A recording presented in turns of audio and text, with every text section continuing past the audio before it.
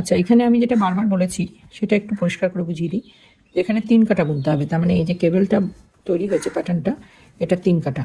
3 কাটা মানে হচ্ছে 1 কাটা সোজা, 1 কাটা উল্টো, আবার 1 কাটা সোজা, আবার 1 কাটা উল্টো, তারপরে কাটায় ডিজাইন ফেলতে হবে, মানে কেবলটা তৈরি হবে। আচ্ছা, সোয়েটারের এটা হচ্ছে ব্যাক পার্ট, এটা হচ্ছে ফ্রন্ট পার্ট। এই যে এটা ব্যাক পার্ট, ব্যাক পার্টটা এখনো বোনা বাকি আছে, এখনো কমপ্লিট হয়নি। আচ্ছা, বগল পর্যন্ত বুনেছি 9 ইঞ্চি, বগল পর্যন্ত 9 ইঞ্চি বুনেছি।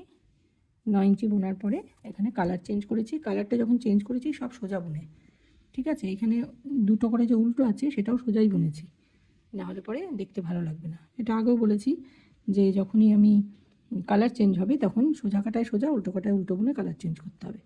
ডিজাইনটা একইভাবে চলছে, ব্রেড কেবল এই কালারেও চলছে।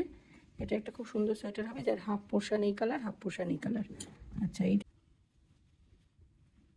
এইটা হলো একদম নিচ থেকে একদম এইখান থেকে এই পর্যন্ত 9 ইঞ্চি, আর্মহোল কাটিং থেকে একদম শেষ পর্যন্ত, এন্ড পর্যন্ত, মানে শোল্ডার পর্যন্ত। এই যে আর্মহোল কাটিং, যেহেতু এখানে কালার চেঞ্জ হচ্ছে এখানে এটা মাপতে কোনো অসুবিধা নেই। এই পর্যন্ত হচ্ছে 6 ইঞ্চির একটু বেশি, 6.5 ইঞ্চি। পুরো সোয়েটারটার মাপ হচ্ছে একদম বর্ডার থেকে পুরো সোয়েটারটা হচ্ছে 16 ইঞ্চি, ইঞ্চির একটু কম, ওই 15.5 ইঞ্চি। এটা হচ্ছে পুরো সোয়েটারের মাপ, একদম এই নিচের বর্ডার থেকে। আর্মহোল কাটিং আলাদা কালার দিয়ে হয়েছে। এইটা আমি কি করে চেঞ্জ করেছি, কি করে এই কাটিংটা করেছি, এটা আমি পরের পার্টটা, এটা হচ্ছে রাইট সাইড, লেফট সাইড পার্টটা যখন করবো, যেখানে বাটাম হল হয়েছে ওখানে আমি দেখিয়ে দেবো। আর টোটাল হাইট হচ্ছে 15 ইঞ্চি, 15 ইঞ্চির একটু বেশি, 15.5 ইঞ্চি। আর আর্মহোল কাটিং থেকে শোল্ডার পর্যন্ত হচ্ছে 6.5 ইঞ্চি, 7 ইঞ্চির থেকে একটু কম, এই যে 6.5 ইঞ্চি। এটা হচ্ছে পারফেক্ট মাপ। এটা 3 থেকে 4 বছরের বাচ্চার একদম ঠিক ঠিক হবে। সোজা কাটায় সব সোজা বুনতে হবে, এখানে উল্টোগুলোকেও সোজা বুনতে হবে। এখানে যেমন উল্টোগুলোকে সোজা বুনেছি, যে কারণে কালারটা যে চেঞ্জ হয়েছে একদম বোঝা যাচ্ছে না, ঠিক আছে।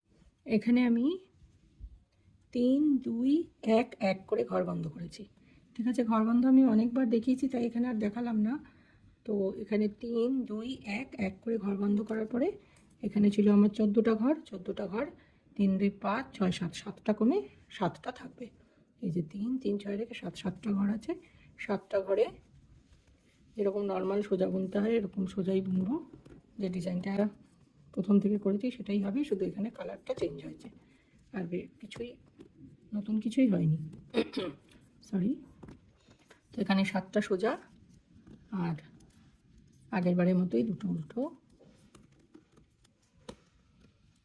এইবারে এখানে ডিজাইন কমপ্লিট হয়ে গেছে। এখানে 3 কাটা, এবারে 3 কাটার বিষয়টা ভালো করে বুঝিয়ে বলি। 3 কাটা মানে কিন্তু অ্যাকচুয়ালি 6 কাটা। এর আগের কাটায় ডিজাইন হয়েছে, এই কাটায় ডিজাইন হচ্ছে না। এই কাটায় 1 কাটা সোজা বুনছি, তারপরে কাটায় 1 কাটা উল্টো বুনবো, তারপরে কাটায় আবার সোজা বুনবো, তারপরে কাটায় উল্টো বুনবো, তারপর ডিজাইন শুরু হবে। তার মানে কি, এখানে তো আমি সোজা বুনছি, এর আগের কাটায় ডিজাইনটা কমপ্লিট হয়েছিল, তারপরে 1 কাটা সোজা বুনবো, তারপরে 1 কাটা উল্টো বুনবো, 1 কাটা উল্টো বোনার পরে আবার 1 কাটা সোজা বুনবো, তারপরে 1 কাটা উল্টো বুনবো, তারপরে সোজা কাটায়, মানে 5th কাটায় এটা চেঞ্জ হবে। এটা ভালো করে বুঝে নিতে হবে। এটা না বুঝলে কিন্তু যদি ঘন ঘন ওই এটা চেঞ্জ করি, মানে এই কেবলটা করি, এটা কিন্তু ভালো লাগবে না। এখানে 5টা বিনুনি গুনতে হবে, মানে এইখানে শেষ হয়ে যাওয়ার পরে এখান থেকে ধরে 5টা বিনুনি, মানে 1, 2, 3, 4, 5, এই যে 5টা বিনুনির পরে ফোল্ডটা হবে। ফোল্ডার পর্যন্ত বোনা হয়ে গেছে। টোটাল এখানে রাখবো হচ্ছে 18টা ঘর, তো আমি 22টা ঘর রেখে বাকি সব ঘরগুলো বন্ধ করে দেবো।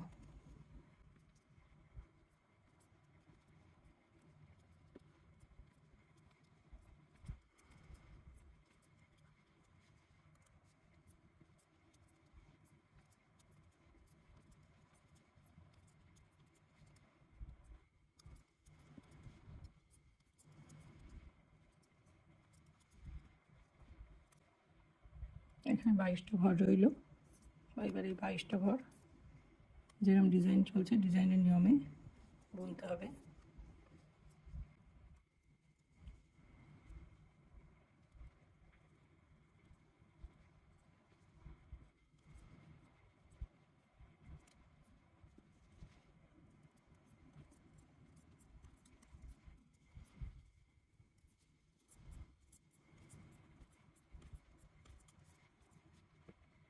এখান থেকে একটা একটা ঘর বন্ধ করে 18টা ঘর করতে হবে। শেষের ঘরটা না বুনে তুলে নেব, তারপরে এখানে একটা ঘর বন্ধ হবে। ডিজাইনের মতো কন্টিনিউ হবে।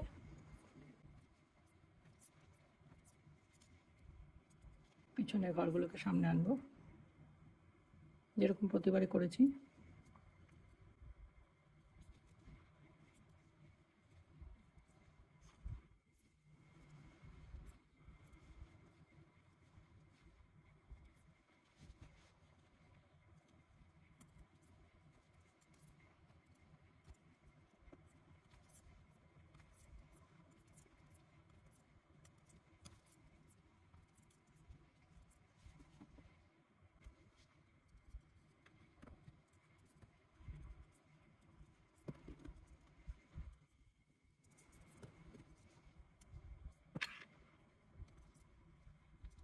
এই ঘরটা আবার না বুনে তুলে নেব, জোড়া বুনে ঘরটা বন্ধ করে দেবো।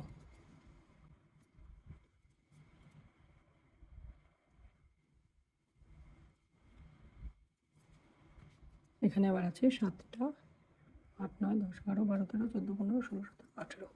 এই দুটো জোড়া বুনলে 18টাই ঘর হচ্ছে।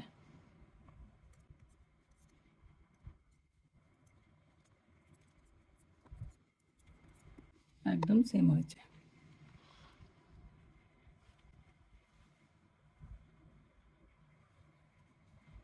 এই দিকটাও সেমভাবেই করতে হবে।